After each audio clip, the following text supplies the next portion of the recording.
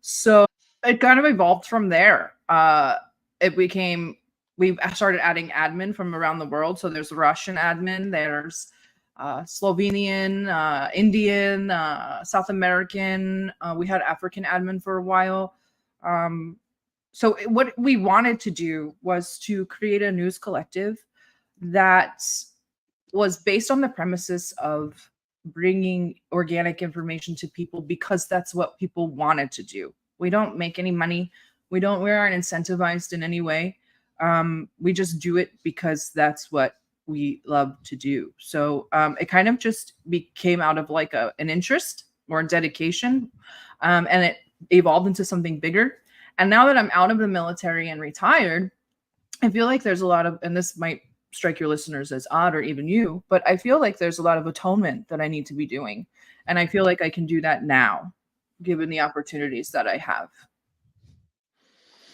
Right, right. So, and again, if you're just joining us on the live stream, I'm Patrick Henningsen. This is the Sunday Wire. This is episode 487 of our weekly program. We're just doing a video cast just for our special guest here, Sarah Bils from DD Geopolitics. So thank you again for joining us on the live stream. If you're on Twitter or YouTube, we really appreciate having you. And so, Sarah, this is an interesting story. You know, I was following you on Telegram, and obviously I've seen a lot of your admins, people who work with you, the community that you kind of created around Donbass, Devushka, and then countering all the NAFO propaganda during the kind of the heat of the Ukraine conflict, which has kind of wound down quite a lot. It's been displaced by Palestine and Israel, which we'll get to in a moment, but. So I was familiar with your work there, and also, just the general information warfare environment. And then this whole thing happened in April with the Pentagon leaks. Okay. And so just tell us what that was like. And so you went from being anonymous to being, kind of like Syrian Girl was, so all of a sudden being like a person of interest, and then the mainstream media are all hounding you for comments and things like that. What was that like? Go ahead. Oh, well, it was a nightmare. And just for a little background story for your listeners. So this is going to sound so crazy. I swear I don't wear tinfoil hats, but a NAFO, maybe a pro-Ukrainian somebody, or just an Asian provocateur came into our chat on Telegram. And for your listeners that may not know, on Telegram, I don't participate in the Telegram that much. I've worked mostly on Twitter, but there's a Telegram chat attached to the channel. And often, sometimes people will be like, hey, I have a tip, or I have this news. Do you want to look at it? And one of our newer admins said, sure. Somebody came in and said, I have these papers. People are saying they're NATO leaks, and do you think they're authentic? And our admin said, okay, I'll look at them. Well, that admin, being new, posted the documents, and with a post that said, we don't know the authenticity. We can't confirm or deny. And then as soon as I got back to Twitter and saw it, I deleted it. But by that time it was too far gone. So we were framed into leaking Pentagon documents. We come to find out through about a month of research and investigative journalism that those documents had actually been on the internet since 2022. But so after that leak happened, it started off with death threats. Now, even for your listeners, I've been stalked and harassed since about 2022, winter 2022, 2021, for this. My car was stolen in the winter of 2022. Around Christmas. My house has been vandalized and stuff like that. So they were already on my tail, so to speak. But once the leaks happened and it exploded, my address went public, my phone number, I had to change my phone number. The FBI came to my door. They searched through my bank accounts. They wanted to search through my devices, which I didn't allow. But they've been here 4 times. It was kind of the first time it was horrendous. It was terrifying because you just don't know. You hear stories about people that are framed, or they actually go to prison, or worse. And so I really didn't know what was going to happen. And I felt very isolated. And for them, once they realized that I had nothing to do with these leaks, because the leaks actually came from an intelligence officer that worked in the Air Force. I was an aviation enlisted in the Navy. I don't have any contacts in the Air Force, and I've never had a clearance higher than secret. So there's no way that I could have obtained these documents organically. So eventually, that Jack guy that did leak the documents got arrested, and the FBI just began hounding me about money, because there were rumors that we were Russian sponsored, making millions of dollars, thanks to Pekka. So they wanted to know about the money. So I did divulge all of the receipts, because we engage in a lot of charity. So I think that there was an assumption that we were grifting off of all of these people, off of this tragic SMO. There were rumors that we made about, I think somebody said $600,000, which is fantastic. We must have helped so many people. Really, we made less than 10, and we donated almost all of it except for our peripherals and technicals. So I just provided them with those receipts. It snowballed for a while. It got really bad. The papers wrote things like, I changed my name. I never changed my name. My name is still Sarah. They wrote that I was armed and dangerous. I don't have guns in my home. They wrote that I was going to run away to Russia, which I would love to, but it wasn't in the plans. And they alleged that I was, or tried to insinuate that I was going to kidnap my daughter and take her with me, which is virtually impossible for anybody who has any sort of knowledge. So that spiraled, and it led to me no longer being able to see my child, because it became she's going to take her child and flee the country with a new name, with guns. So, I'm still dealing with that. I don't think that people understand that once the media takes a hold of any story, that can be used as an evidence, whether there's a retraction or not. And there was a retraction. It happened days later. It didn't matter anymore. The damage was already done. So the media articles were used as evidence in family court. So I lost my daughter. Now my crypto has been seized. I lost my job.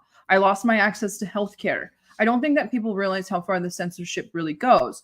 There's a myth that there's this enormous amount of free speech in the United States. It's under a very thick guise. It's a very thick veil. They'll take everything from you for your words, and then they'll say it was free speech. You didn't go to jail, right? It's just a private company doing what they're allowed to do.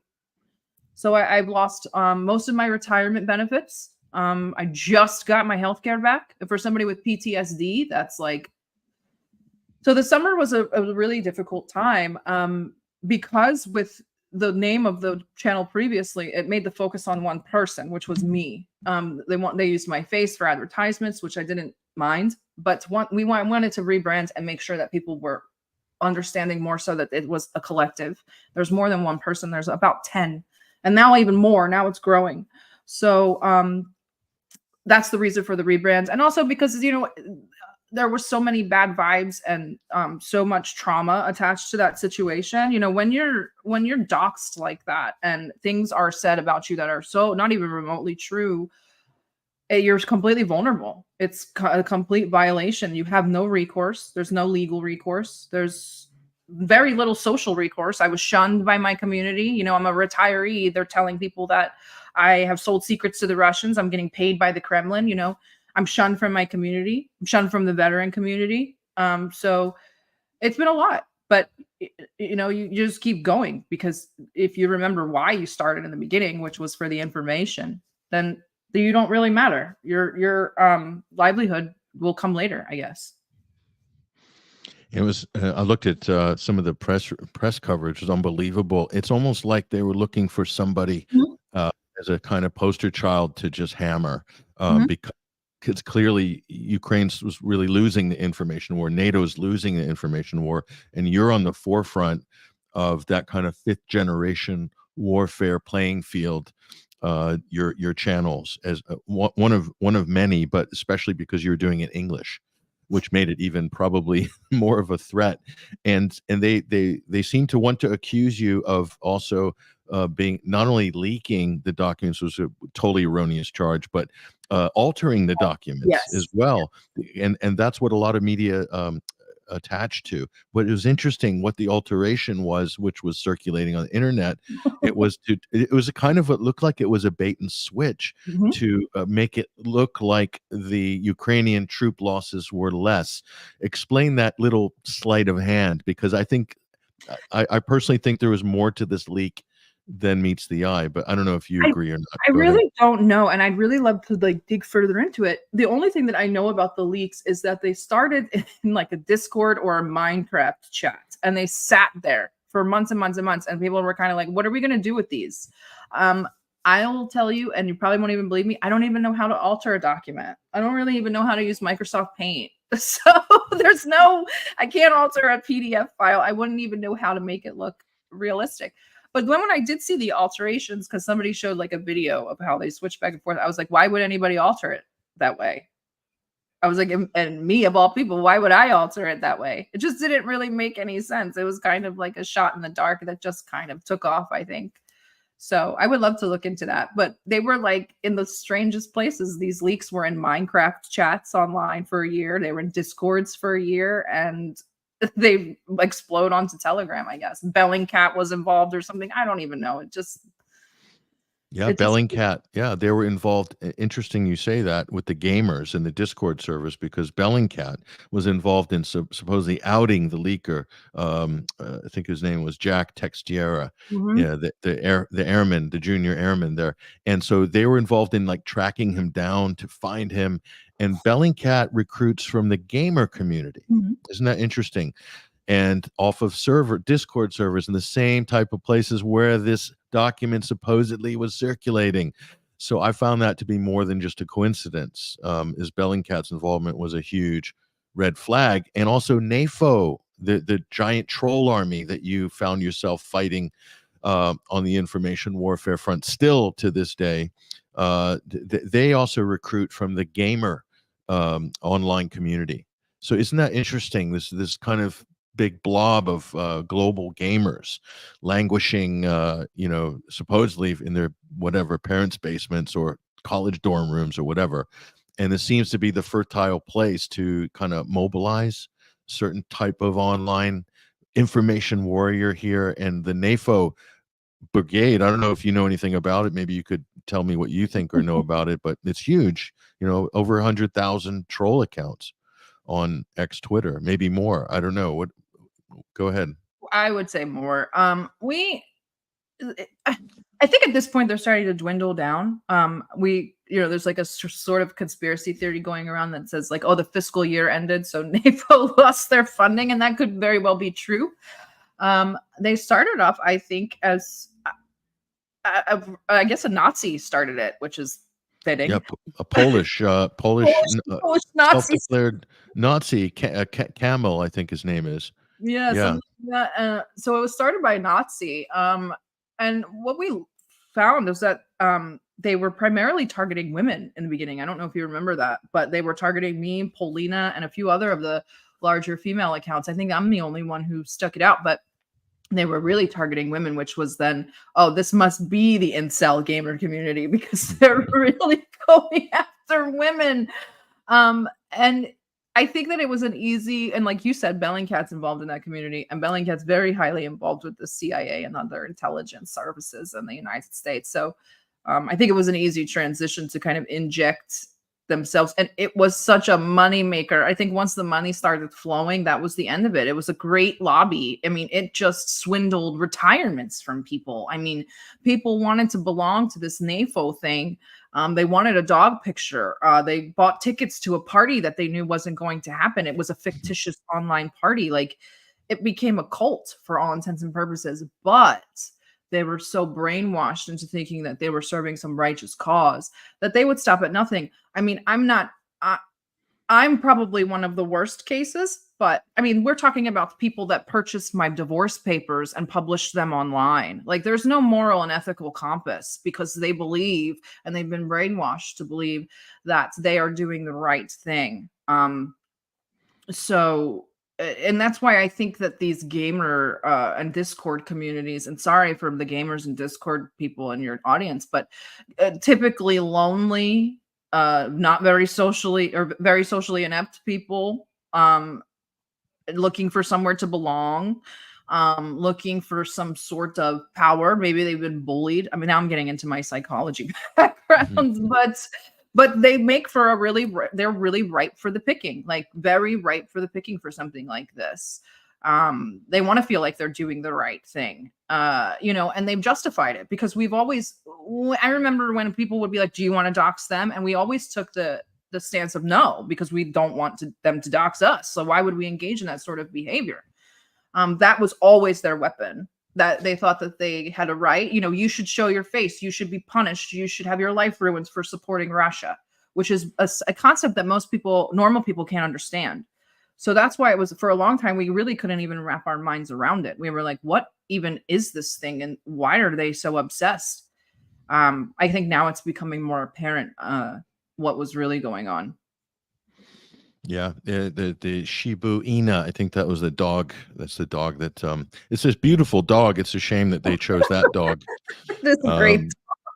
It's a beautiful dog. I mean, cute, really like a sort of Akita, really smart dog as well. And then they co-opted it and just destroyed its reputation forever. But so the MSN journalists, what was that like when you got the likes of the Wall Street Journal? And I've had interactions with some of these hacks before, and they're always trying to set you up for a fall. What was the approach like? How was that experience for you? How many do you have to deal with? What was it like? Just one. There was the Wall Street, well, just one in person, I should say. It was the Wall Street Journal camped outside my house for a couple days, actually. And so every time the FBI would knock on the door and they would leave, Wall Street journalists would come up and knock and say, why was the FBI here? So it was like my life was being like live broadcasted on Wall Street Journal. But and maybe I'm sure your listeners know, because you talk about media all the time. In the Western media, once one bunk mainstream media posts an article, the other ones just use that same article as a source. So while I was getting calls from Piers Morgan, Fox News, obviously your Daily Mail, blah, blah, blah, blah, blah. And most of, I think it was Scott Ritter that reached out and was like, don't tell them anything. I mean, if you didn't do anything, what are you going to say? So I just stopped giving any comments and they kind of just ran. Then RT reached out and said, are you willing to do an interview? And I said, well, not really, because the last ones that I did were completely twisted or not even, or omitted. And they were like, we'll just print your interview word for word. So they at least gave me that opportunity, and they did. All they did was give me questions. I answered them in writing, and they just printed that. So that was nice, but it didn't really fix anything. I started to get harassed again around August, I think. But by then I thought it was funny. So I didn't really care anymore. Once you have nothing left to lose, nothing doesn't matter anymore. Just what are you gonna do? You can't take anything else besides my life or my freedom. So yeah. I remember when that RT interview came out, when that story broke, and I can imagine what that was like totally, like your whole personal life gets turned upside down, and all of a sudden you become like, from a Sammy Stott, underground media outlet. Now you have to kind of, you're out in public now. You're a known person. You have rebranded. I think someone called it the a fabulous makeover from Dunbash Devuska to DD Geopolitics. I think it's fabulous. I think it's a good makeover. It is pretty good. So so tell us about DD Geopolitics, because I think you're kind of on the cutting edge at the moment. Wow, thank you. Of the conversation. Go ahead. DD Geopolitics was something that we decided on as a group, just to have some sort of continuity between the old brand and the new brand. But with the DD Geopolitics, I think that because most people are very active and social on Twitter, they still think it's just me, but there are facets everywhere. So we have an admin for Telegram, an admin for Substack. We have a podcast coming out. We also have a live stream that we've been working on. We have spaces with episodes. So it's a very not large, but it's a very spread out kind of community where anybody can really get involved. That was the idea behind making DD Geopolitics. So we kept most of our admin from before the doxing happened, which was pretty incredible. Like most people stuck it out. And now, we have had made good contacts while we were still at the previous brand, but once the media stuff came out, once they doxed me, it added like an enormous level of freedom, right? Because there's an air of secrecy, then there's an air of distrust, right? So now I can be out in the open, and people can see me and they can meet me and interact with me. So at the same time, it was kind of a blessing in disguise. So we decided to say, you know what, we're doxxed, we're out. Let's just be doxxed and out and just own it. And I prefer it this way. So it was kind of I hate to say it because now they're probably going to come after me again, but it was kind of a good thing to be doxxed. It kind of needed to be done. Yes. And okay, so out of the frying pan with Ukraine and back into the fire 5 weeks ago, this kicks off in Gaza. And now we're in a whole new sort of conundrum. So to tell us first of all, tell us you have an interesting background that many may not be aware of your Jewish and Russian heritage, which is interesting, but you kind of bring a little bit more, I think, in-depth understanding, a little bit into the psychology, and on the Israel-Palestine question. Some of your former allies, right, with Ukraine, have peeled off. So into the Israeli Zionist U.S. government camp, right? So first of all, just tell us about how you started seeing this issue as it was unfolding, what you observed in the information space, and then how some of these allies split off to change sides, what that was like. Go ahead. I'm glad he framed it that way. We've always been supportive of Palestine. There were minor Palestinian skirmishes last year on the channel. We made it very well known we were pro-Palestine. We were also harassed pretty badly online for having Jewish admin prior to that with the Azov Nazis. That's why this is also interesting, right? So like as the pro-Russian channel with Jewish admin, we got harassed for being Jews by the Ukrainian Nazis, even some of the far-right elements that were pro-Russian. And then now that the Palestine-Israel thing is taking off, I'm getting harassed by the Zionist Nazis. So it's very interesting. I see it as a natural transition. So from being for being pro-Russian, which I view as being, if you're pro-Russian, you're pro-Donbass. It's not just about Russia. It has to be about Donbass. And that's a very simple transition for me to see. Free Donbass transitions perfectly to free Palestine. So I'm not really understanding how these colleagues, like our pro-Israel colleagues, were previously pro-Russian. I'm like, this is the same war with different participants. That basically, like I was saying last night to a Palestinian friend of mine, he said, this is just the Ukraine-Russia war. Palestine is just waiting for their Russia. That's all this is. Palestine is Donbass. So it's kind of surprising to me to see people, and I can't even recall any names, and I won't name any anyway, but to see people that were staunchly pro-Russian to now have migrated, not even migrated, just have sat in the pro-Israel camp. And I just can't see how those two jive, because if Israel wins, whatever a victory is for Israel in this case, if Israel wins, that's not conducive to a Russian victory for multipolarity. So I'm just kind of confused. I would love to hear from the people we're talking about what their reasoning is, but I don't understand it at all. But I do think and I think you might agree, is that the majority of the pro-Russian crowd is leaning at least pro-Palestine. I mean, look at Scott Ritter. He was a Zionist. Now he's making posts that say "F you, Israel." So I mean, there's a chance for change. I think it's important. Yeah, what you said there is how people are framing these two conflicts, and I personally see it right from the beginning. I saw in spring of 2014, Petro Poroshenko, the U.S. puppet, said, "We are launching an anti-terror operation against these traitors in the Donbass."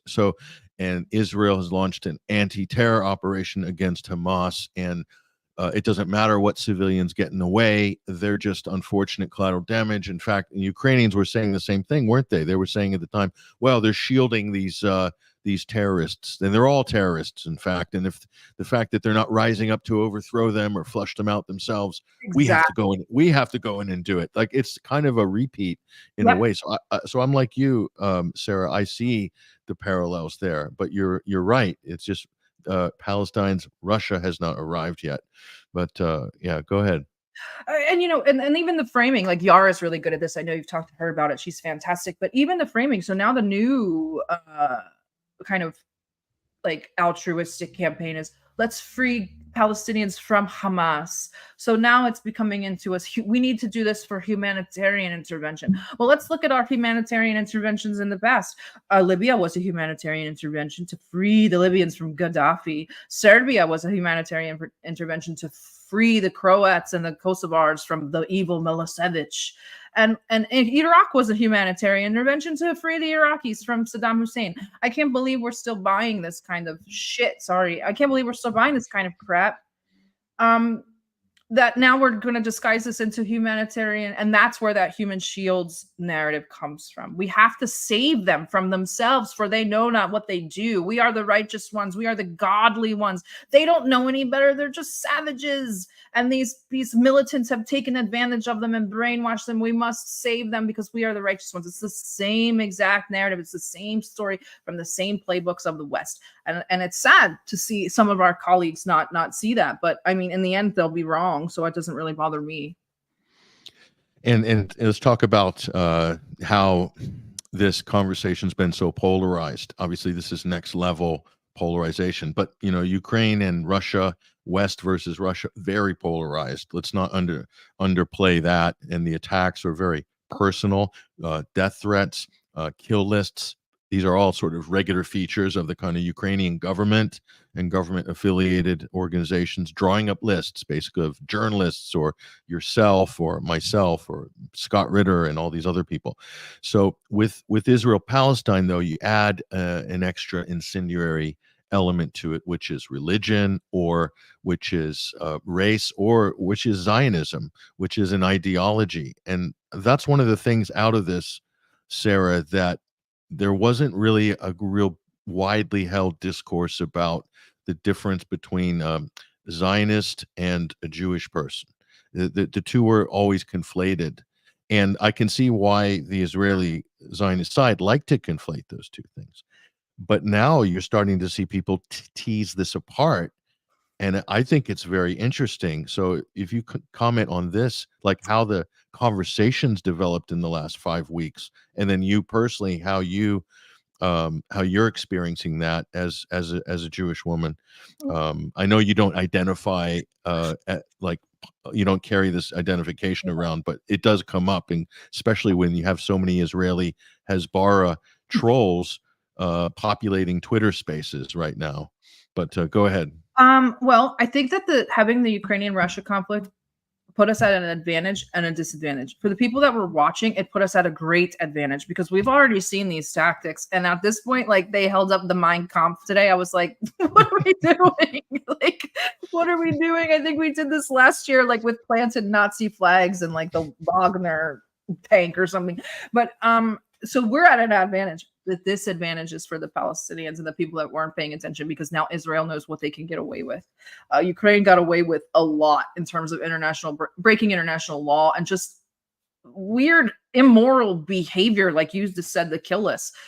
If Ukraine can get away with it, imagine how much Israel can get away with. So it's important. And you have Jews like Max Blumenthal, Ben Rubenstein, Alex Rubenstein, Gabor Mate, and Aaron, and all of them. And it's so important because, a lot of them grow up around Hezbollah. I don't think that Ben Rubenstein has, but like Dan Cohen grew up around Hezbollah, and we know what it's like, and we know what it sounds like. And it's the self-victimization. It's the conflating of Zionism and Judaism, which is important because, and I hope your listeners have noticed, that Zionism relies on anti-Semitism.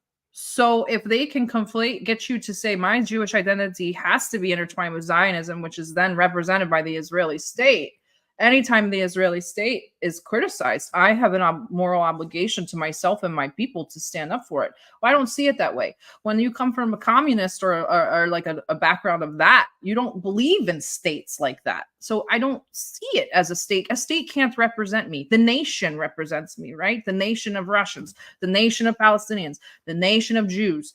Those are the people those are the things that represent us. This Israeli rogue state is, and it's sickening. And we've seen the Hezbollah in spaces. And that's why I do enjoy spaces so much, because we get to bring in Hezbollah trolls. And a lot of times they are paid, and a lot of time, and sometimes they aren't, and they're just brainwashed. But Hezbollah is seen as like a duty. It's a duty as a Jew to engage in that. It's the way that we explain why things the way are the way that we are. And the way it literally means to explain, but we explain them to make ourselves the victim. So it's just an art form.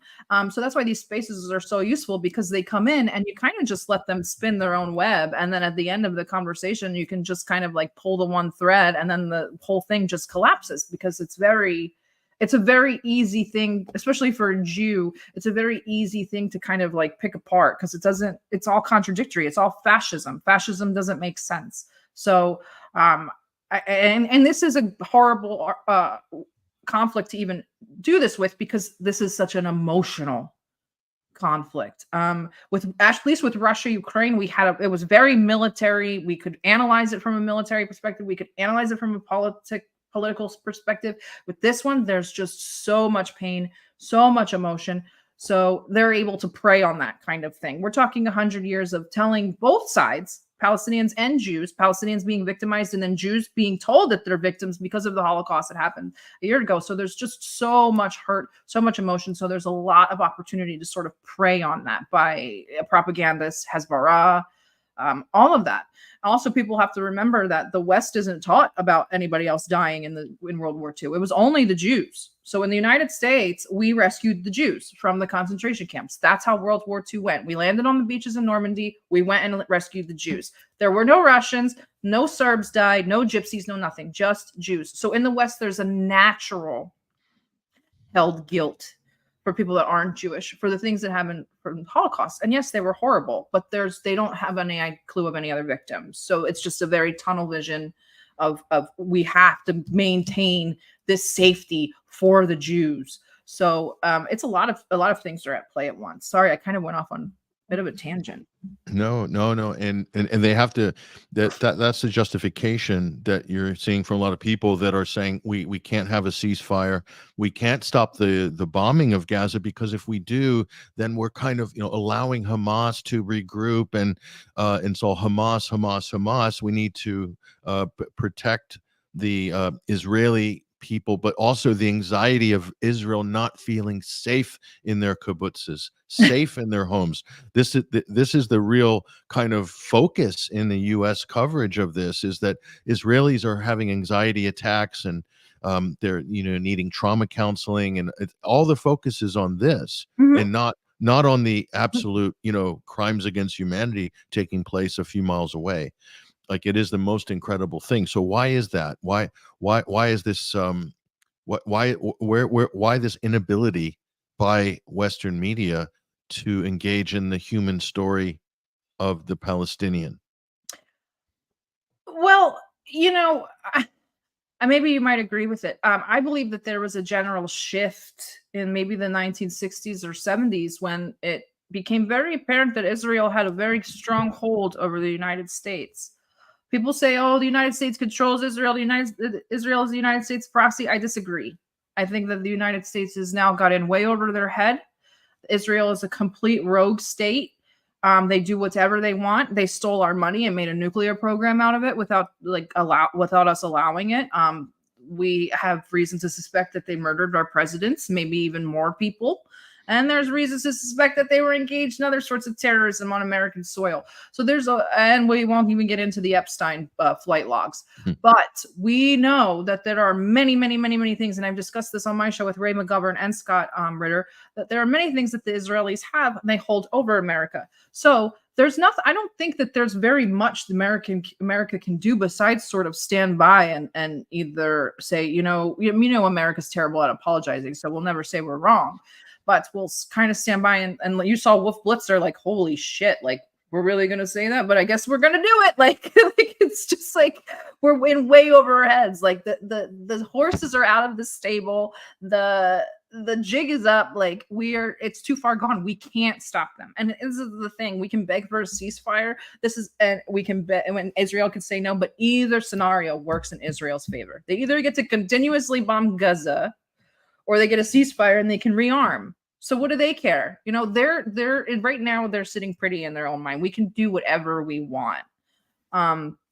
So I don't think that there's a much of a motivation in the United States to hide it as there is an obligation. Like we have to. We don't necessarily want to, but if we start saying that you know, Israel is a genocidal rogue state, which it is, we have to admit that we're responsible. And we can't be responsible for genocide because we've upheld Israel for 100 years. I don't know if you remember Rwanda, but they avoided calling that a genocide for months because they didn't want to get us involved or have any guilt attached to it. So we don't want to be responsible for a genocide, and we can't say that we are standing by while a genocide is happening. So we have to avoid the human story. It has to be the humans on the Israeli side. It has to be the Jews. The Jews are the eternal victims. There's always going to be Jewish victimhood in the West, no matter what. You see in the East, people are like, we're sick of hearing about your shit. In the West, they're the perpetual victims. So there's always going to be that. And do we really need to get into the Zionist-controlled media? Whether they're really in charge or they're in charge by proxy. So we see that in our media. We have alternative media sources like Middle Eastern Eye, Electronic Intifada, others, even Al-Quds. They're reporting a completely opposite story while CNN is reporting what you're talking about. And that's where the advantage comes from the Russia-Ukraine war. Because I think about 2 or 3 months in, we literally stopped paying attention to mainstream media at all, and it didn't even become it wasn't even on our emotional radar. It was like, just let them think whatever they want. So I think that we're just going to have to go through that again and just kind of destroy these media narratives. And I think people like Suleiman are doing a good job of this.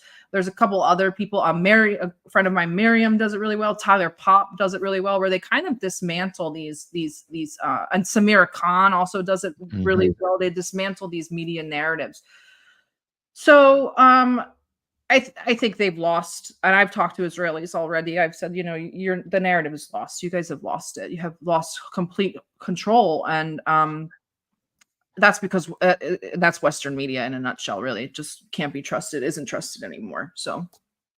Yeah, that's pretty incredible. With all the money they've spent, they're running ads on YouTube. They're pushing out the Israeli narrative every possible direction. They have control of the narrative on mainstream coverage in the West, and also, as I would say, Israeli society is heavily propagandized as well to a huge degree.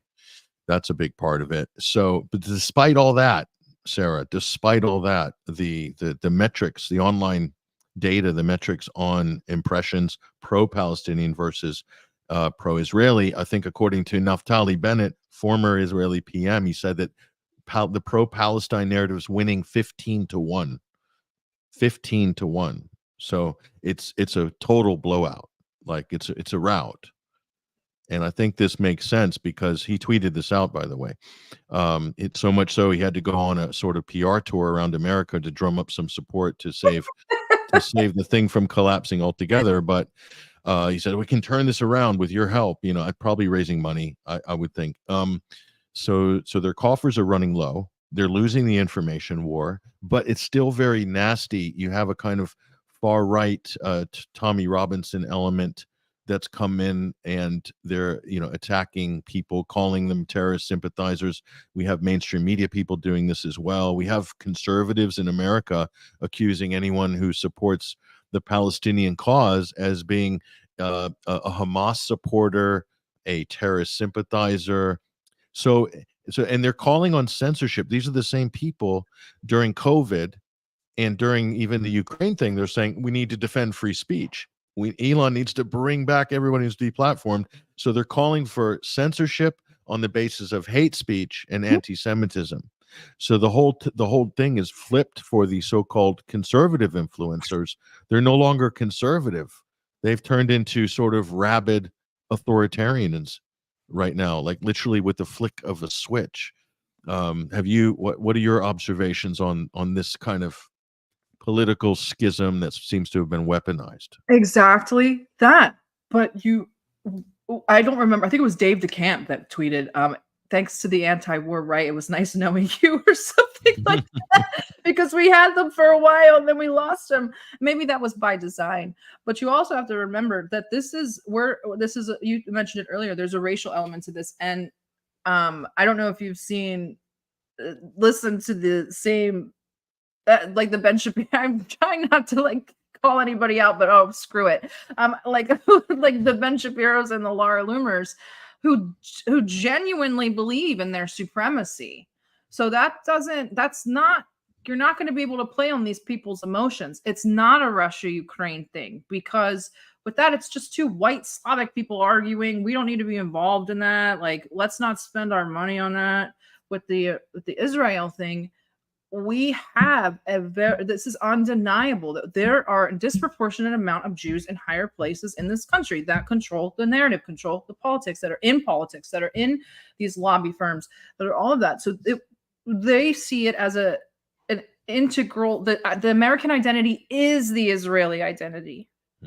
So if the Israeli identity is taken away, aka the Jewish identity, I refuse to conflate the two, but that's what they mean. Then the American identity is put at risk. And that's a very scary thing to think about, that our identity as Americans is so attached to this state the size of New Jersey in the Middle East. But they know that, and they can prey on that. And the right makes money from Israel. They love Israel. They get their security, their police funding, they get their police training. The FBI and the CIA get training from Mossad and IDF. So there's a moneymaker for them. Russia and Ukraine's not a moneymaker because Russia doesn't want anything to do with American politics. Israel needs American politics. We also know that a lot of them are being paid handsomely by Mossad. Most of these talking heads in the PragerUs and the grifters and the right-wingers on YouTube, they're all getting paid by Mossad.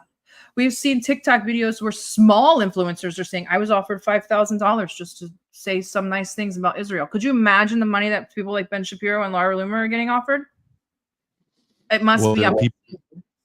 They're being offered people to promote the vaccine during the whole COVID thing, substantial sums of money for that too. So these influence campaigns for whatever the issue of the day is, probably for Ukraine too. I think there's a lot of people that were brandishing the Ukrainian flag, like famous people, sort of online influencers and things like that. So this is kind of a new trend. So whatever the crisis is, there's a machine there, a public relations machine that kicks into gear. But this one's very well organized. But even then, Sarah, despite all that, yet still not winning the war. Why aren't they winning the war? It's fantastic, isn't it? So lucky for us, Ukraine didn't have nearly as much money as Israel does. So we got stuck with like a washed up politician and a transgender person. Like those were Sean Penn. Yeah. Then. So that's who we got for the Ukrainian side, and it was just kind of like it was like the dollar store Israel, right? So then Israel comes and they're like, we put aside billions for Hezbollah, right? Because Israel's existence depends on propaganda. Ukraine didn't depend on propaganda, so they were kind of scrambling. But the thing about Ukraine is that it came off as more of a grassroots, right? So that's why it was more effective. It seemed like I can join this, and there are actually people involved in this that share these ideas. With the Israeli thing, it feels manufactured. It feels fake. The lies are uncovered within an hour or two. It's like almost comical. So the thing, we always say frustratingly, we never learn from our mistakes, but don't forget our enemies don't learn either. So they didn't watch the entire Ukrainian war to see what sort of social media campaigns worked and what didn't work. And shaking your ass in an IDF uniform in a TikTok isn't really going to do it for us anymore. We've moved past that. We have already seen it all. So I think that's part of it. We've also learned how to use OSINT better. We've also, more people are learning how to do research online. So when an article comes out, you have the fact checkers that immediately, the geolocators immediately go. There's just a whole community that work to debunk these things. And Israel is kind of an isolationist society. They don't really know how we function in social media, and and they're very arrogant. So why would they watch how the Ukrainian war went on the information front? They think they know better. I'm not shocked that it's not working, because they're, for all of the money, they're really not good at it. They should just leave it to the layman. Honestly, I think it's because they're injecting so much money in it that it becomes off as a Hollywood production. Because with Ukraine, Russia, all the resources, the Bellingcats of the world, the NAFOs, the OSINTs, were all basically focused on proving that Russia did something, which they didn't do. There's a lot of resources there, whether it's from MH17 all the way forward to, bombing the maternity hospital in Mariupol, which didn't quite happen.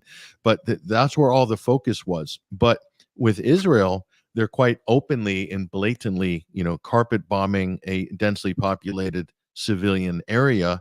And so you really can't, they tried to do the same thing by maybe, but proving that Israel didn't do something. That's failed miserably.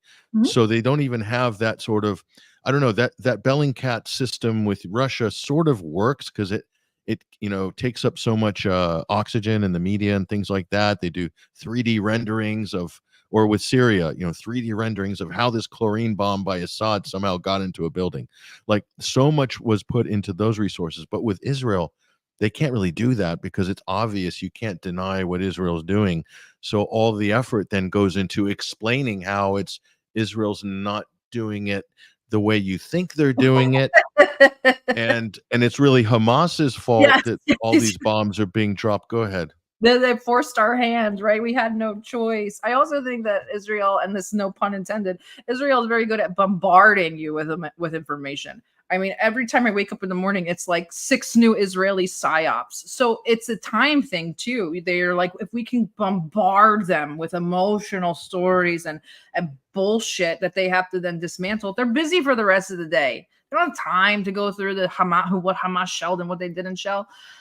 So they've relied on that for a little bit. But I just don't, it's not working, because the mental gymnastics are too much. We have to get twisted in too much of a knot to start to believe that the babies in the incubators in the ICU were actually dying because Hamas, who forced Israel to shut off the electricity. Like, that's the sort of pathway we have to take to get to this conclusion. That's not going to work. We're Americans. We're lazy. We don't want to take a path that long. Just tell me how it is. And how it is that Israel is committing a genocide. That is what's going on. And people, you can't deny it. If you see a Wolf Blitzer taking pause on his own show, you know that like something's off. Like, Wolf Blitzer was taken aback. Like, you're really saying that? And and the guy, of course, doubled down because he's Israeli and that's what they do. But there's something that's not, I just don't think that they were ready for a world that understands that they are maniacal. They think that they are right all the time, no matter what. And we just don't, we have more of a moral and ethical code than that, I think, in the West. I think a lot of their strategies have backfired. And like I said earlier, our enemies don't learn from their mistakes either. These are the same things employed. I mean, they're using World War II propaganda that was used against them. It's like, we're 100 years into this. What are you doing? Like, how about the octopus thing? Like, what are we doing here? This is crazy. The octopus. What, the octopus? Oh, you didn't hear about the octopus? So Greta Thunberg. Tell me. Oh, this is a good one. So there's an octopus toy that's for autistic children, and the octopus has emotions. And so autistic kids that have trouble with speech will switch the emotions on the octopus. Well, when Greta Thunberg, however you say her last name, Greta whatever. Thunberg. Yeah. Thunberg, whatever it is. She took a picture, a pro-Palestinian picture, and the octopus was in the picture. And the Jews went after her and said, why'd you put that anti-Semitic octopus in the picture? And it says, oh, it's an anti-Semitic trope. Yes. How dare you? I know. You have a good producer. But yes, and she apologized. So I did a thread that pulled out all of the octopus propaganda from the history, and there's been Chinese octopus and communist octopus and capitalist octopus, and it was just like, she apologized and she was pulled from the school curriculum in Israel. What are we doing? Because it wasn't even on her. She didn't even have the octopus. It was her mate. It was her, It was her mate on the Instagram picture or whatever. Yeah, with the little stuffed animal. Yeah. I know. Yeah. Oh, the Octopus Gate. Okay. That's interesting. But do you see Okay. with something as innocuous as a stuffed animal, they are able to bully a young woman into apologizing for it, taking it down, and then they like threaten her from not being allowed to come to Israel anymore over a friggin' stuffed octopus because she said free Palestine. But the focus didn't become about free Palestine, right? Now we're focused on a friggin' octopus. So it's like this is what they do. It's the mental gymnastics that keep you like, what?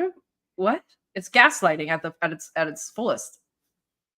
So just surveying the public opinion, take a test, little wind test there, temperature test for America, general Americana. People are people becoming awake to this issue? I mean, so when you served in the U.S. Navy, so I don't know what rank you attained, but I think you're probably a chief. Mhm. So you worked in a branch of the U.S. military. So you swear an oath Mhm. to defend and protect the U.S. Constitution. Is that Mhm. right?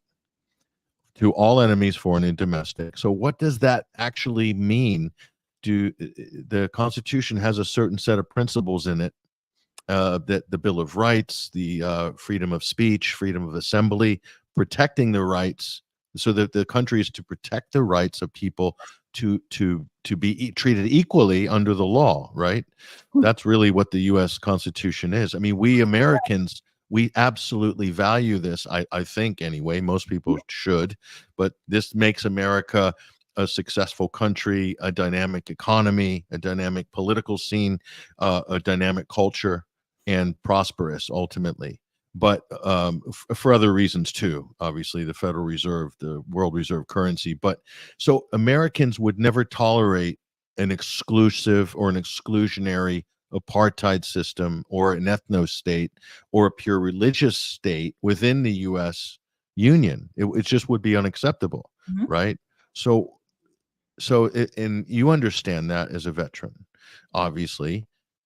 So where's the disconnect here? Because how could how could an American not accept that within America's borders, but are advocating for it halfway across the world and are willing to shed blood and treasure to defend that very thing, which is the diametric opposite of the U.S. Constitution and the values within? Any thoughts on that from your perspective as a veteran, as an American? As an American, and I do believe that Americans value and want to uphold the Constitution, the Bill of Rights, and everything. 100%. That's the bedrock of our society, and that's what we say is the gold standard. And in my opinion, it is. But now I've lost my train of thought. Oh. Law enforcement and the military are not here to protect the Bill of Rights and the Constitution. They're here to protect property. They're here to protect the moneyed interests. I don't know if this is new to your listeners or this is a revelation, but the military and the police are not here to protect you or a freedom or Americans' interests. They are here to protect moneyed interests and private property, not personal property. Please understand the difference. Private, corporate property. That is the only reason for the military anymore, is to uphold the dollar, because that's the only thing that backs our dollar, and to protect private, corporate property and interests, as we saw BlackRock take over Western Ukraine, as we saw the private corporations come in and take over the Balkans, and they eradicated the state institutions, as we saw in Iraq, where we went in and destroyed the place, got billions and billions of dollars in private contracts, and then left. So that's what the point of the United States military is. I think that people get brainwashed again into thinking that we are standing up for something right, as it's some remnant of the Holocaust, or this is our duty to do as such. A lot of Americans also don't consider Israel an apartheid state, and the ones that do are vehemently against it. So And there's also an element of racial superiority in America. Let's not deny that either. So there's brown people in Palestine, and maybe they're just not as useful as the white Jews that live there too. I mean, there's an element of that there as well. Plus, there's still the Arabic or the racism against Arabs and the Islamophobia left over from September 11th. Like, there's just a lot of things kind of wrapping it around. And you can tell most average Americans, the same people that took down the the World Trade Center are in Palestine, and they'd probably be like, that makes sense. That really makes sense, because all Arabs are alike. So we've had our boogeymen, and we had Russia for a while. I thought we were going to vibe over to China, but we're going back to our old standard that works very well for us, which is Islamophobia. We must eradicate the world from Islamic extremism. So that, don't forget, in September 12th, immediately, that became the American cause to eradicate Islamic extremism. They don't get freedom of speech because they're Islamic extremists. They don't get to revel or share in our Bill of Rights because they're terrorists. So that comes into play too. I hope that made some semblance of sense. Yeah, and so by that extension, they don't get to choose their governments. If we or Israel doesn't like their government, then we'll change the government by force if necessary, right? So that's interesting because isn't that what many believe, at least according to history? This is why Israel was so keen to promote a counterweight to the PLO in the form of Hamas, because it provided that sort of polarity, so Netanyahu could turn back to Israeli society and say, look, we have these terrorists next door. We need to eradicate this problem. And, I'll protect you. Don't worry. We just elect me for another term in my 30th year as president or prime minister, whatever. So that contrast is like, so you can suspend. So they say, Israel needs a pure ethno state because they just can't live with the Arabs and the Muslims, because the Arabs and the Muslims want to kill them all. That's the narrative, basically. But this isn't actually true. That is Zionism. Mm. Zionism tells you that you are not safe with anyone else. Only Jews, not even Americans. That's Zionism. So we have a wonderful combination of Zionism telling all Jews they are not safe, not even from European Christians, but right now they are really not safe from these Islamic terrorists.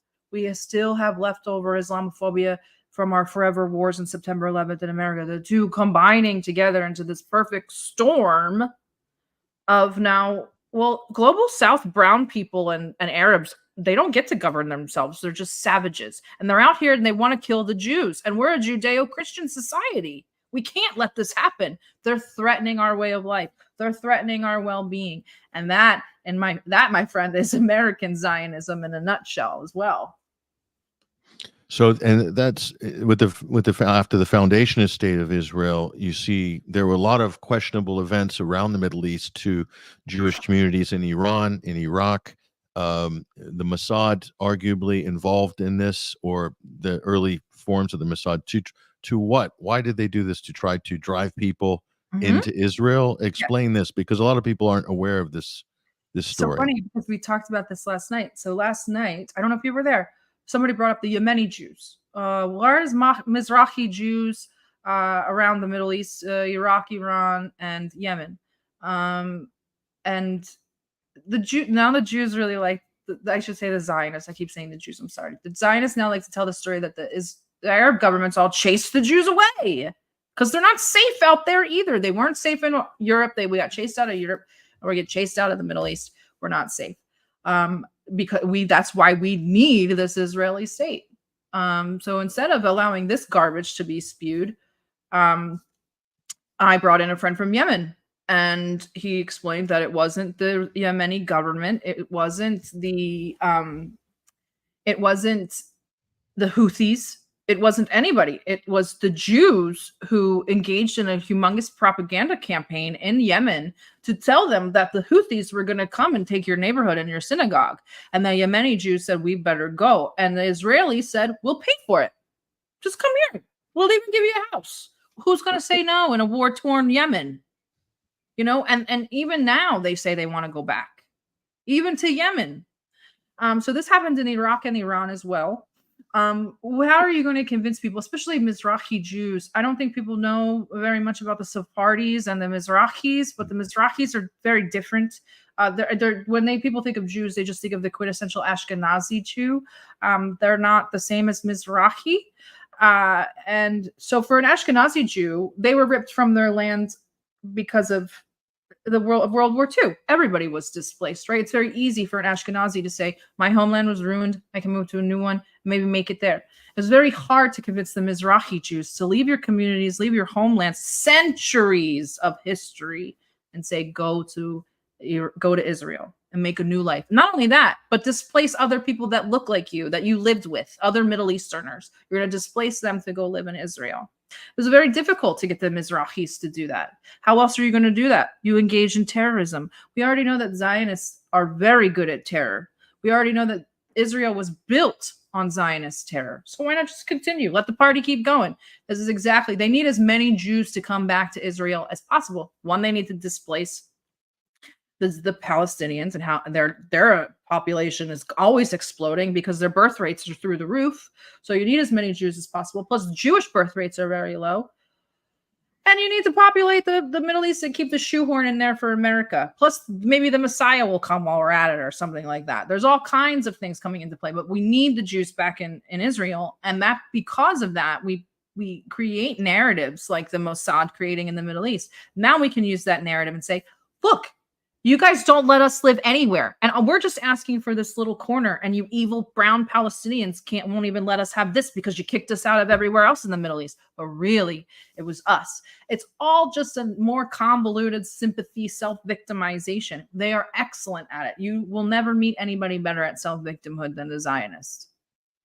It's funny too, ironically, Sarah, that the Christian Zionists in America, the narrative is the Middle East is not safe for Christians, and they're trying. They raise millions. I'm sure you've seen this to rescue them and bring them to the West, because it's not because of ISIS and Al Qaeda and Islamic. Again, same.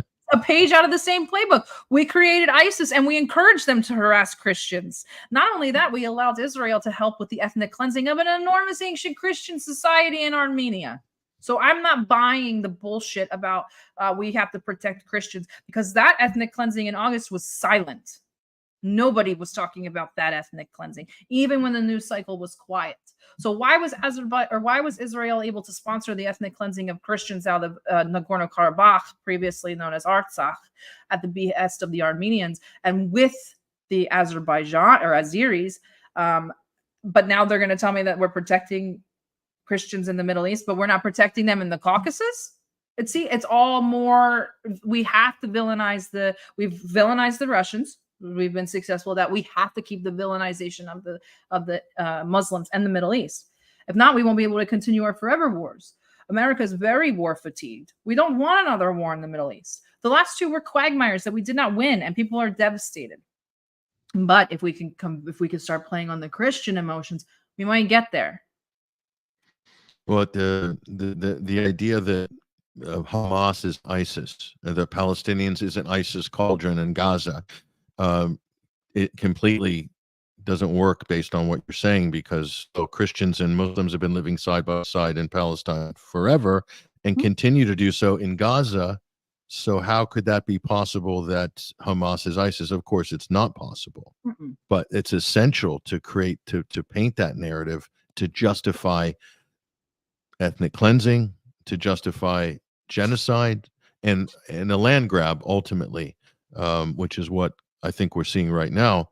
So, but these narratives are constructed in the West, but it's very strange. Even when you show them the receipts, you show them the facts, you explain to them the flaw in their logic, they seem to have trauma bonded to the fake news, or they've trauma bonded to the propaganda. They can't it's like I was saying in the previous segment, it's like pulling a bandage off that, it pulls the hair out. It's very painful.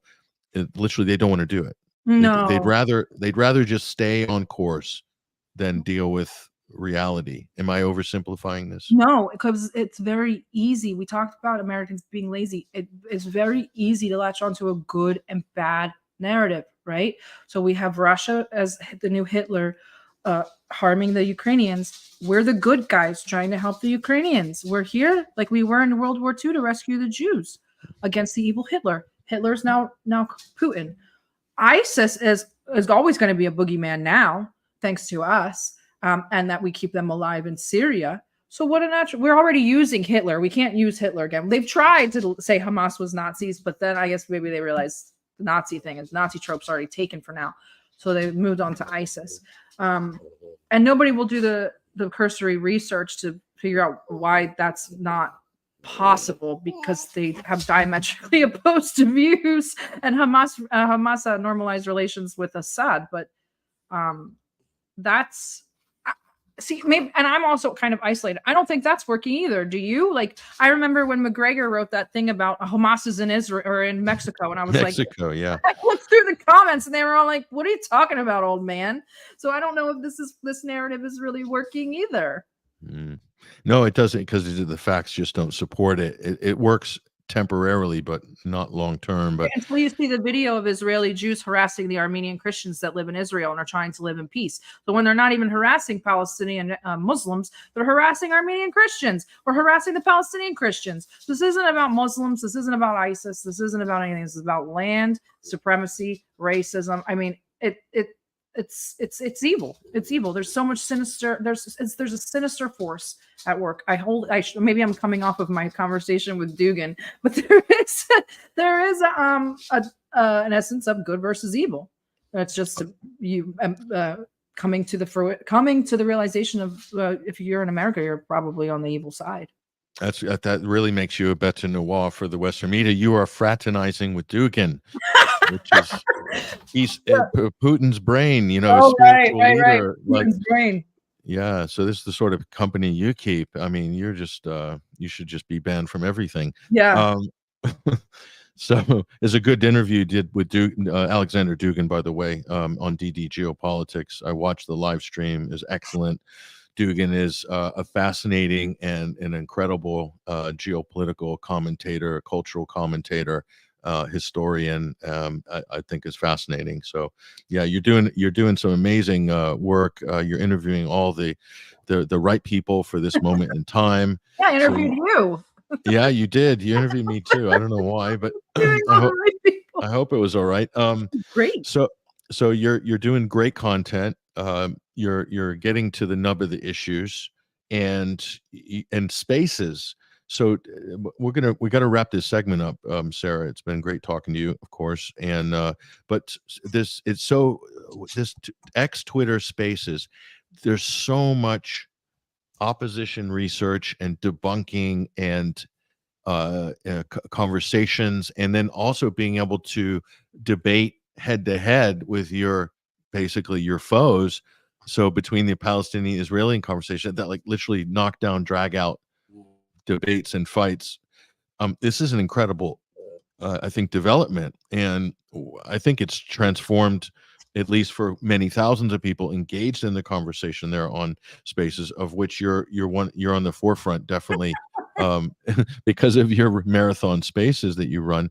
But how has that been? And just, we'll wrap it up there, because I think that's a positive note. I mean, I've made so many connections off of these groups and had an opportunity to sit and listen without time constraints to what people are really thinking and the information and so forth. But I'll give you the floor, but go ahead as we wrap it up.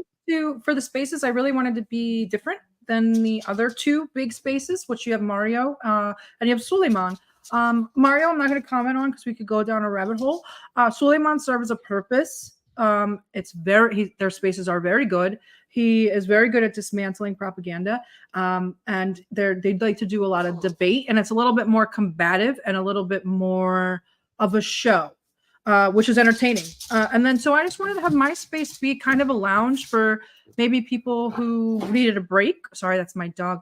Needed a break or just wanted to chat, and so my space just kind of became the 24/7 lounge. And I think that all spaces serve their purposes, and they're all important. The Suleiman space should always continue; it's there for a reason. The Mario space as well, but I just decided to create a long spaces that are just there for people that need support. And as you can see, the space is running right now. It's running itself. I'm here with you. I'm not there present all the time. But a lot of people just say it's the best space because they can just come sit and just talk or just sit and listen. And it's not a constant screaming match or constantly listen to Israelis trying to justify a genocide. So that's why I do the spaces. It's like I said to you, there's only so many ways that I can atone for what I see as my mistakes and my sins. So this is just one of the things that I think that I can do to give back. And it's really minimal. I'm really not doing any work at all. So. Yeah, no, it's a great place to get engaged. And so we got a link to I sent people to your Twitter page because I think that's a good hub, and they can get to your other links from there. See what you're putting out like on a minute-to-minute daily basis or whatever. So you got a great team you're working with, a great community that you've assembled around these issues and around this conversation, which I think is really valuable. I'm part of that community too, because I do dip in there a lot, and I find it to be very educational and very helpful as well. Where else can you get, people, on the ground in the West Bank, on the ground in Gaza, on the ground in Israel, in Europe, in America, all around Europe, Eastern Europe, Russia, Ukraine, whatever. You've got everybody there on X Twitter Spaces. So I think this is a great asset, a great resource for everybody. And I'm glad you're holding down the fort there, 24/7, 365. I hear your dog snoring on this space. You leave your mic open. Sometimes you hear me snoring too. It just depends. Right. Yes. Day. Yeah. So just give us a quick shout out before we'll break here about your different video channels, how often you put out material, how people can find your stuff, how they can support you as well. Sure. You could go to ddgeopolitics.com. We have our marathon spaces. We have a podcast on Spotify. We have our live stream, which we have stopped streaming on X because it's just not vibing. And we've started streaming on just YouTube, Rumble, and Odyssey. We did Dugan yesterday. We have Pepe Escobar tomorrow. We try to do one show a weekend, one show during the week, and then keep the spaces running in between. You can also check out the Substack. All of our content is free. We don't do any subscription-only content, but there are options to donate on the Substack as well as ddgeopolitics.com, that first link. We do work very closely with the community in Yemen, making sure that they're taken care of. And so most of our donations do go to that. But Yara and I both lost our jobs, myself for Russia, Yara for Palestine. So we're kind of trying to beg people to go at least like and subscribe, share the YouTube, because that's the best place for monetization currently. And we don't like to beg for donations. So. Yes. Okay. So you can donate, also share the content, share the interviews. They're excellent, and more power to you going forward. Yes. We're all we got. Yeah, we got a lot of work to do, I think, collectively. So yes, absolutely. And so Sarah Bils, thank you. DD Geopolitics is the platform. So support her work, subscribe, do whatever it takes. That's where you want to be. That's where it's happening. But, thank you so much, Patrick. It's been amazing. It's been a pleasure. And ladies and gentlemen, this is a simulcast for Alternate Current Radio and 21st Century Wire, the Sunday Wire show. Our special guest, Sarah Bils, and we're going to transition now to a break with the network. So I want to invite everybody to stay on the live stream as we switch over our audio, and we'll connect you. Go to 21stcenturywire.com, but also you can check us out on the podcasting platforms after the live stream. We'll go into podcast format later on this evening. So you'll see us on all your finer podcasting platforms like iTunes, Spotify, iHeartRadio, and all the rest of them. So listen, take care, you guys. We'll see you in a few minutes. Thank you, Sarah, again. Yep. Much appreciated. See you in the spaces. Bye, guys.